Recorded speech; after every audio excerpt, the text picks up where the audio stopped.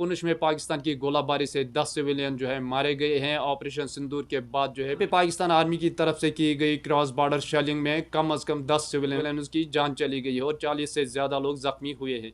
ये shelling line of control के उस पार से की गई है सिर्फ 1 घंटे के अंदर, जब इंडिया ने एक मिलिट्री ऑपरेशन यानी ऑपरेशन सिंदूर शुरू किया था। ऑपरेशन सिंदूर के तहत इंडियन आर्मी फोर्स ने पाकिस्तान और पाकिस्तानी ऑक्यूपाइड कश्मीर के 9 स्ट्रेटेजिक साइट्स को टारगेट किया था, जिसमें मुर्दिक और बावलपुर पंजाब प्रोविंस में है और कुछ दूसरे लोकेशन जो है पाकिस्तान ऑक्यूपाइड कश्मीर में शामिल है। इसके तुरंत बाद पाकिस्तान आर्मी ने रात के अंधेरे में बिना किसी चेतावनी के आर्टरी शेलिंग और फायरिंग शुरू कर दी है। शेलिंग में शिकार होने वाले तमाम लोग पुंछ डिस्ट्रिक्ट के रहने वाले थे और ज्यादातर लोग जो है अपने घरों के अंदर थे जब गोलाबारी शुरू हुई। एक शख्स की मौत साइट पर ही वाक़ा हुई, जबकि बाकी लोग जो है पुंछ अस्पताल में जख्म की ताब न लाकर जो है दम तोड़ बैठे हैं। इसमें 2 बच्चे भी शामिल है जिनकी उम्र 10 और 12 साल बताई जा रही है। डिस्ट्रिक्ट एडमिनिस्ट्रेशन ने फौरन गाँव में पहुंचकर लोगों को सेफ जगहों पर शिफ्ट किया। कुछ जगहों पर इवैक्यूएशन के लिए बसेस एम्बुलेंस भी भेजी गई। शेलिंग के असर सिर्फ पुंछ तक ही महदूद नहीं रहा, बल्कि राजौरी के डिस्ट्रिक्ट लाम, मंजकोट और गंभीर ब्रह्मना में भी गोलीबारी रिपोर्ट की गई है। पुंछ के कृष्णगढ़, शाहपुर, मानकोट सेक्टर में भी पाकिस्तान की तरफ से शेलिंग हुई। आर्मी सोर्सों ने बताया कि शेलिंग का वक्त करीबन जो है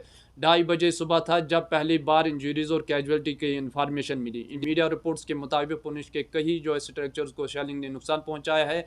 कई घरों के शीशे टूट गए और कई मकान से धुआं उठता हुआ भी देखा गया। लोग अपने घरों के बेसमेंट में छुपकर अपनी जान बचाते रहे जब गोलीबारी हो रही थी। इसी दौरान कई लोग पैदल, गाड़ियों और दूसरे जरायों से अपने घर छोड़ के सेफ जगहों पर पहुंचने की कोशिश कर रहे हैं। सड़कों पर दोनों तरफ से लोगों का झुंड चल रहा था, जिसमें औरतें, बच्चे और बुजुर्ग भी शामिल थे।